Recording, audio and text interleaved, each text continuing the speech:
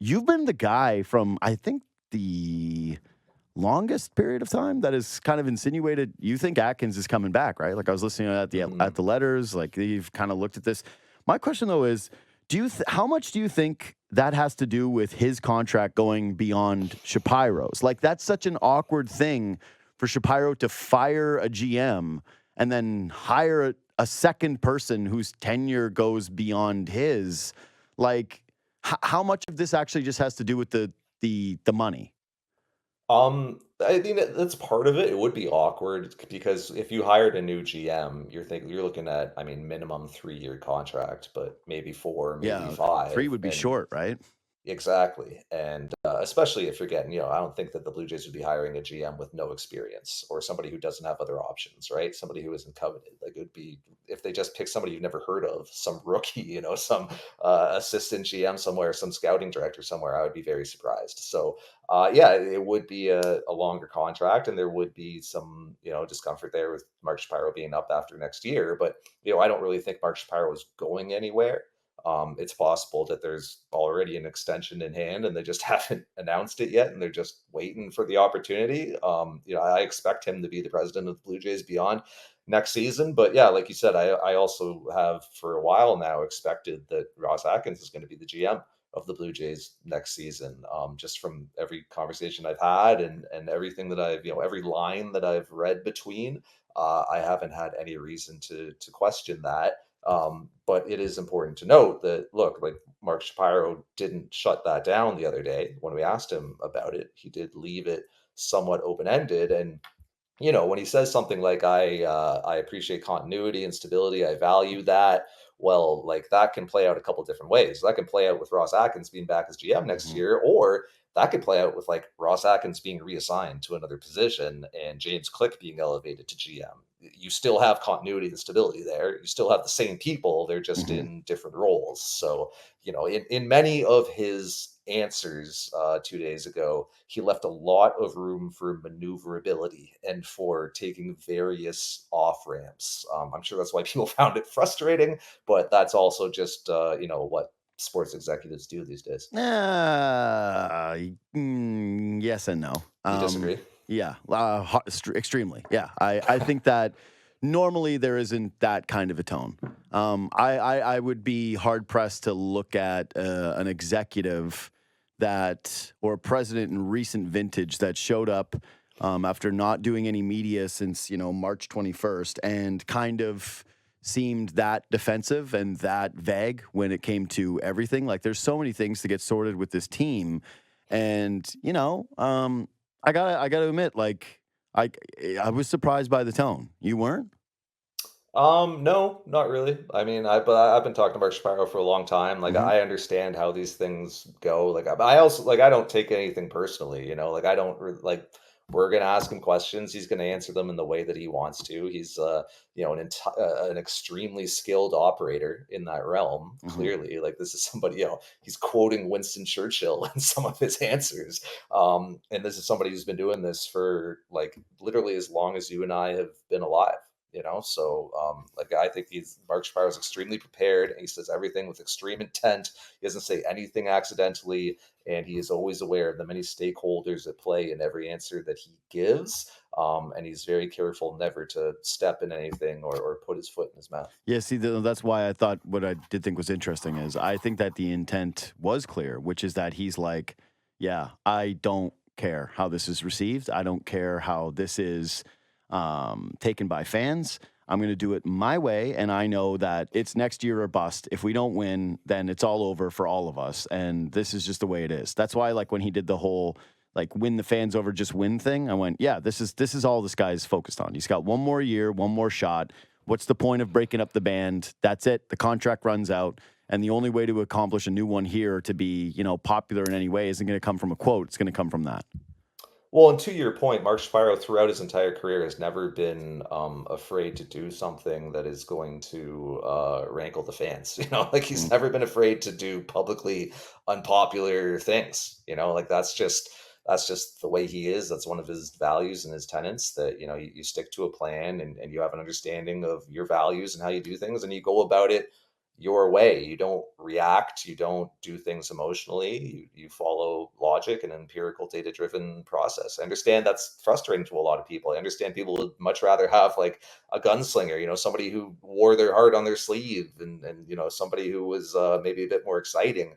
But that's just not the case with what you have in Toronto. And I also think that, like, look, I think the Blue Jays have a lot of decisions to make between now and the opening of like winter business Yeah. in MLB, and I don't like think they've made those decisions yet. Like, I think Yeah. that you saw like the maneuverability Mark left in his answers. The Blue Jays left that with the way they approached the trade deadline as well. Like, there are off ramps here. They could pivot this offseason and take a step back, or they could push all in. Like, they left all of their options open. So they're Hmm. gonna have to sit down likely in October and have some very lengthy, detailed meetings about, okay, what do we have? What do we need? What's available to us? What resources do we have to acquire those things? What's the market looking like? What's our division looking like? How are other teams posturing? What kind of relationships do we have with the agents of these players? Do they want to come to our market? What kind of trade potential do we have? And they're going to have to build kind of a mosaic of like what the realistic probability is of building, in Mark's words, a championship contender next year. And if there's a very low probability of that, it's entirely possible that the Blue Jays pivot and reset. I can tell them right now that it's extremely low probability and that they do not have much of a chance of doing that. Like, yeah, the teams in their division at the very top, like that still matters. The landscape of the American League, that absolutely matters. And then, yeah, all of the holes, which have been well detailed by everyone, like those are now painfully obvious. And so, yeah, I think from a practicality standpoint, it's pretty clear that you're in a down cycle and that you might have a couple of pieces here, but like trying to turn this team into a World Series caliber group, it's like, yeah, that ain't happening. He mentioned the bullpen at the beginning of the outset of the media conference when he called it their Achilles heel, and it's like, yeah, sure, fine, but like, how many leads have you blown? You're 19th in Fangraphs pitching WAR. You're 20th in team OPS. You're 27th in home runs. I thought Shy's piece yesterday was amazing. They're dead last in at-bats taken with platoon advantage at 40% this season. That's something that they've always not really cared about. He mentioned that they're 28th and 30th in the previous two. But, yeah, I... I think that this team, I've been on pretty strong record about it for a long time, that they haven't been looking like a contender for quite some time and that they haven't been realistic about it. But I do like that there does seem to be this crack of, hey, maybe this is going to be a pathway, because I know they keep saying the 2025 compete thing and they kind of have to. But yeah, like, where is that just origin? Like, is that just coming from this last media conference? Is that something that you've heard from people behind the scenes? Because it actually does feel like there's a tiny bit of a shift, a narrative shift, that is actually a potential outcome this team could have, is not trying to just paper over the holes and, yeah, fill the cracks with, like the stucco stuff, but actually try to pull this thing apart a little bit and take a step back. Yeah, I think that the intent and the goal is to compete, but they're going to have to sit down and just have a very hard, frank, candid conversation with themselves about how realistic that is, and that is still to come. So, obviously they want to compete, and look, like in a 12-team playoff environment, and Hmm. when you're spending like over $200 million on payroll, and you already have some of the pieces in place that the Blue Jays have, you can definitely construct a team that can compete for the third wild card. Like, you look Hmm. at the teams that are competing for that spot in the AL right now, Kansas City and Boston and Minnesota. I mean, these are not exceptional teams. Like, these are teams with flaws. So you can absolutely build a team that can compete for that, but obviously your goal has to be higher. Like, you want to compete for a division title with the Hmm. Baltimores and the New Yorks and the Tampa Bays of this world. So, it's one thing to go into a season like kind of signing a bunch of short-term veterans, and just kind of what Kansas City did this year, right? Like, going out and kind of volume shopping in free agency, putting together a team to compete for the third wild card. It's another thing to sign Vladimir Guerrero Jr. to like a $300 million extension and then like build around him by going out and making a big trade to acquire another starting pitcher, or say like a third baseman or left fielder with a bunch of pop, or going into free agency and signing like like an Alex Bregman or an Anthony Santander. Like there's, there are levels to this thing of how far, like how aggressively you're going to look to compete next year. But yeah, like, look, they may come to the decision that the best, thing strategically is to take that step back. I think it's likelier that they try to build a winner Yeah. next year, but yeah, the possibilities are open. Yeah. You know what, though? Honestly, that's all I would want to hear as a fan is that, you don't have a forced mandate to just go and try and win. And man, I'm a try and win person, like in general, especially baseball. Like, I don't care if you tank. Like, I don't care at all about Blue Jays losses. Like, it means nothing to me. Yes, is Paul Skeens in baseball? If there's a guy like that in a draft, does it make me a little bit more interested? For sure. But out of all the leagues, the tanking thing matters the least by a factor of 10 billion. I don't give a crap about that. I would normally like to win, but I want it to be realistic. And yeah, the reason why I bring up all those areas is that it's like, yeah, we can talk about how maybe the Red Sox aren't spectacular or like, I don't know why people bring up the Royals. I like the Royals, and I know they're third in their division. They got plus 94 run differential this year. Like every time I watch them, I'm always like, this is a good team. But the Jays have holes at every single level. Like they don't have a bullpen. They basically have to start a bullpen from scratch. They've had the problem with the bats for like multiple seasons now, and I don't really trust their ability to identify those guys. And then, yeah, you've got the starting pitching equation, and this is where I want to go with it now, which is led by some guys that I think are question marks. Like the Bowden Francis thing, I don't know if you think it's real or the, actual potential for him to become a back-end starting pitcher still. But if you look at what they've got, it's like this Jake Bloss guy, Bowden Francis. They're not getting Manoah next year. They're not getting a Tiedemann next year.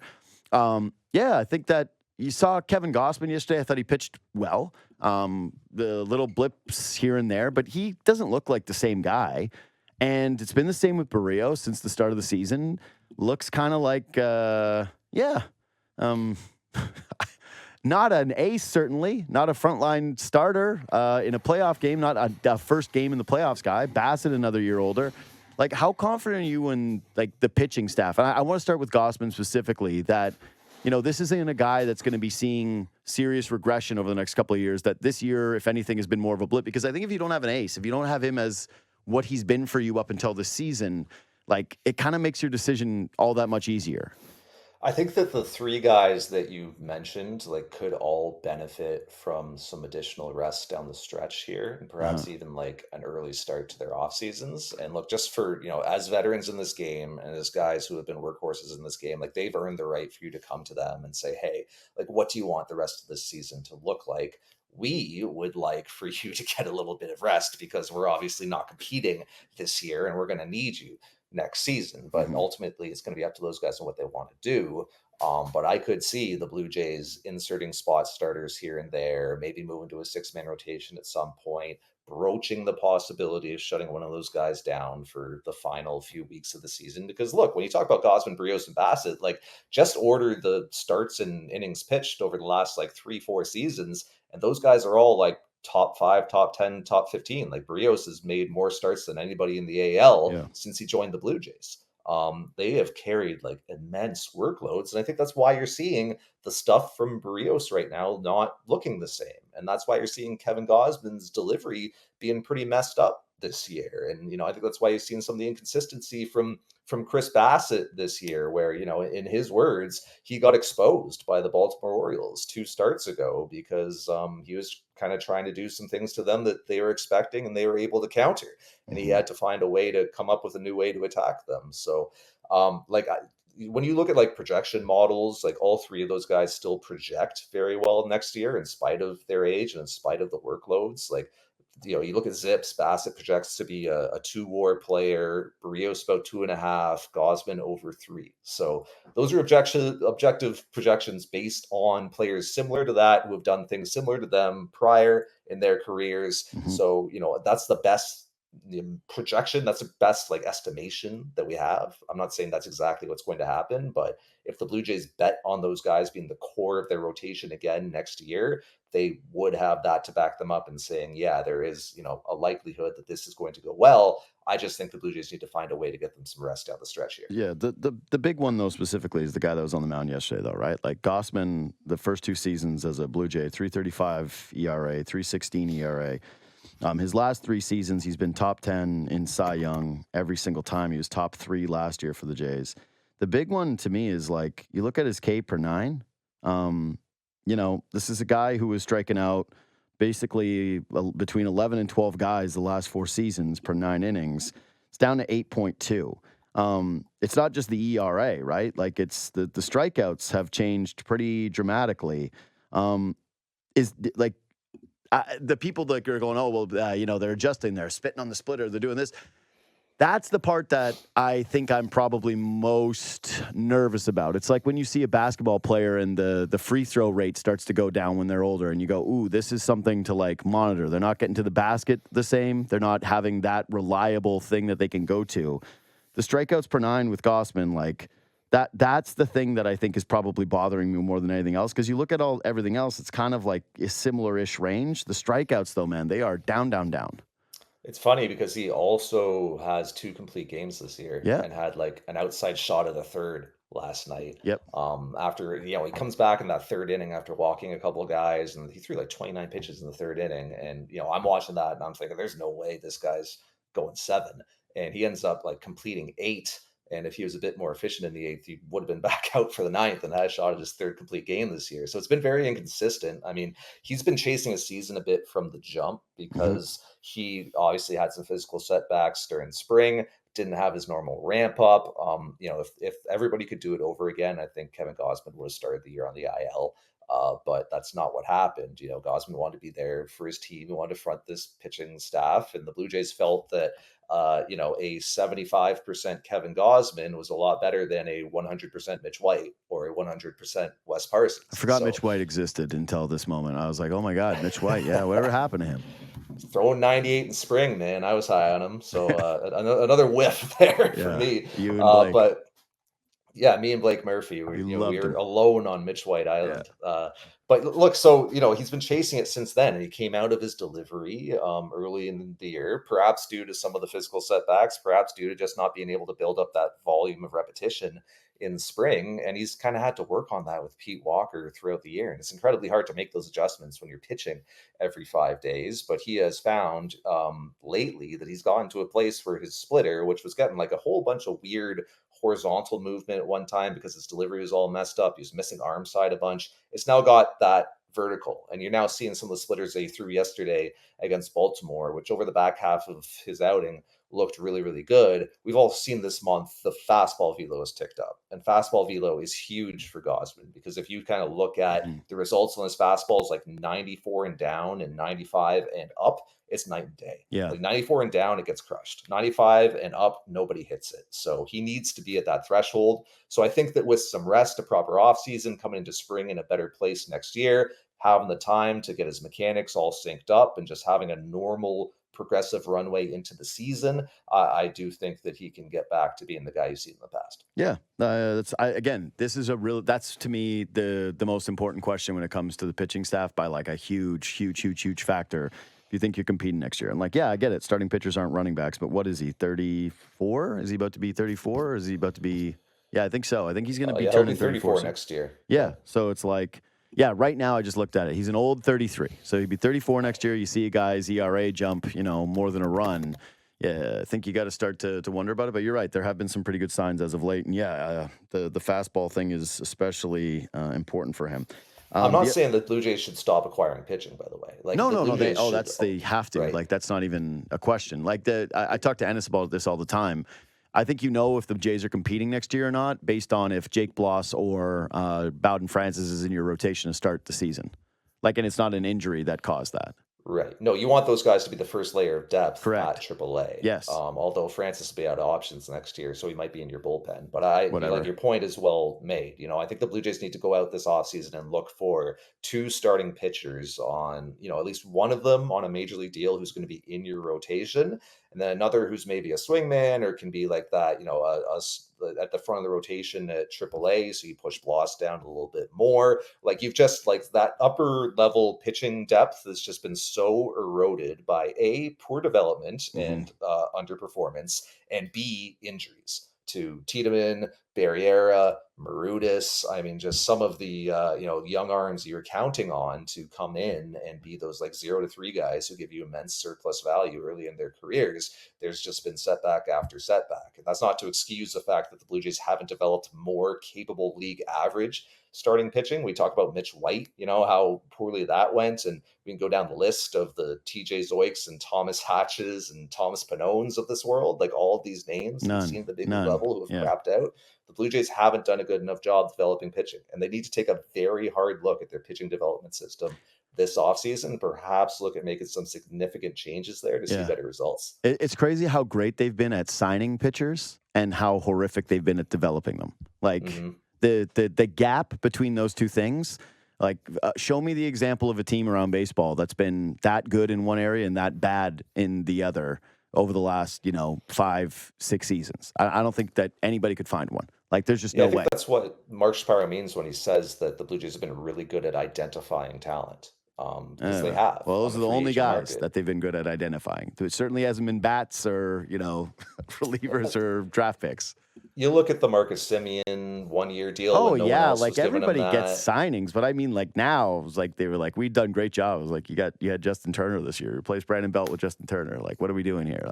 Anyway, I got one more for you before we go. Okay, so you're Mr. Blackheart. You're stone cold. You don't believe in, the heart. You don't believe in humanity. You're more of like a cold robot kind of guy. You do all like the numbers and the mechanics. How much of what you think is happening with Vladdy right now is confidence?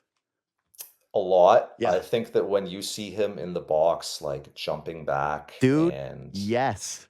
right, Yes. shaking his head, nodding. Yeah, when you see those type of mannerisms, that's what we saw from him in the minors. That's what we saw from him in 2021, and we haven't seen it in a long time. And I don't need to tell you how important confidence is in anything that you do, in what we do in professional sports, in anything. And I think that Vlad is just oozing it right now. I think he's seen the ball very well. I think he has a plan every time he's at the plate. I think he's sticking to that plan. I think he's not putting too much pressure on himself. He's not trying to do too much. He's not trying to carry the team. Well, ironically, he actually is carrying the team, but he's not trying to do that. He's just letting that happen. So, and look, I asked him about that, like in the walk-off interview last night, like what's going through your head when you have those mannerisms? And he says, I'm just looking for my pitch. Like, I'm just trying to get my pitch. And that's always been the thing with Vlad. It's, what are you swinging at? Don't expand, don't chase, don't try to hit their pitch. Take your walks if they're going to walk you. Get to your pitch, because Vlad is a guy who can cover so much of the zone. His pitch can be like something away that he drives to right. His pitch can be something in that he pulls to left. His pitch can be something up or down that he shoots back up the middle. He can cover so much of the plate. He just can't cover like 2 or 3 ball widths off the plate, which we've seen him trying to do at times. So, this is kind of the blend of patience, discipline, selectivity with just insane raw power and natural feel for getting his barrel to the ball that we've all been looking for since he was a prospect. Yeah, it was right before the home run. He took a ball inside, and it was a borderline pitch, and he was like excited that he took it because he did this like jump, and I went, look at this guy, man. He is just locked into being himself, and then boom, of course he drives it. We've gone from feeling like, oh, there's a runner on in front of Vladdy, double play, to, oh, this run's coming home. Like, this run is coming home in one way or the other. The confidence, like the body mannerisms, when you're watching this guy, like, he is on the all-time list of dudes you watch the body language and you know where they're at right now. I'll tell you this. Deep down, I genuinely do have concerns about next year if they walk into the season and it's, hey, there's expectations and they want to win again.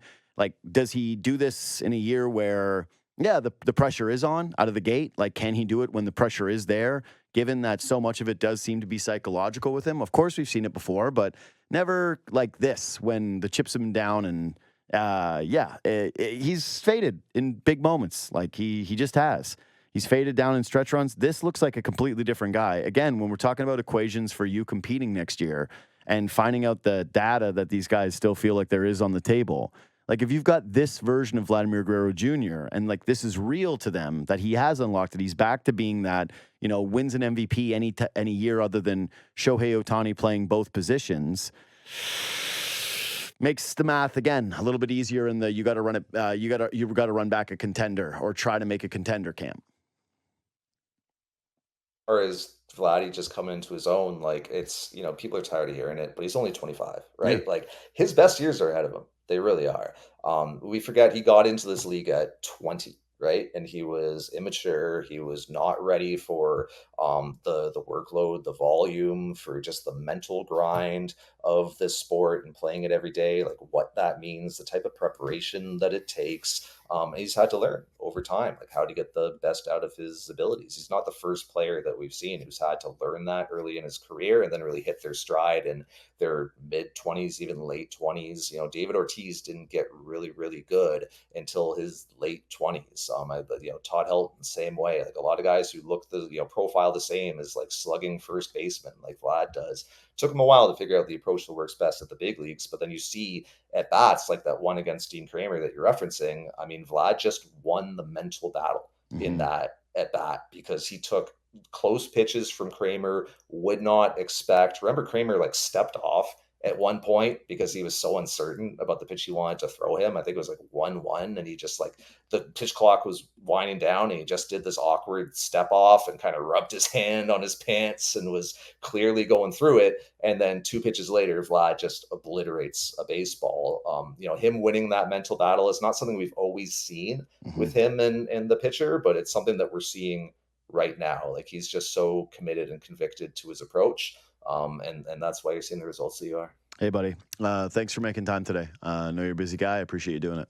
Anytime, man. Take it easy. Peace, bud.